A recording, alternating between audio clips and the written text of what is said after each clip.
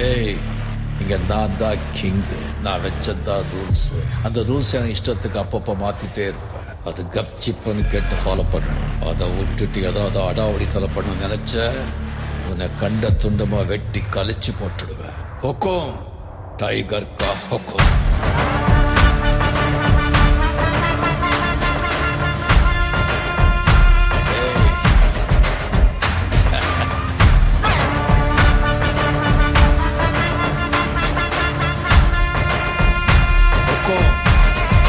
tiger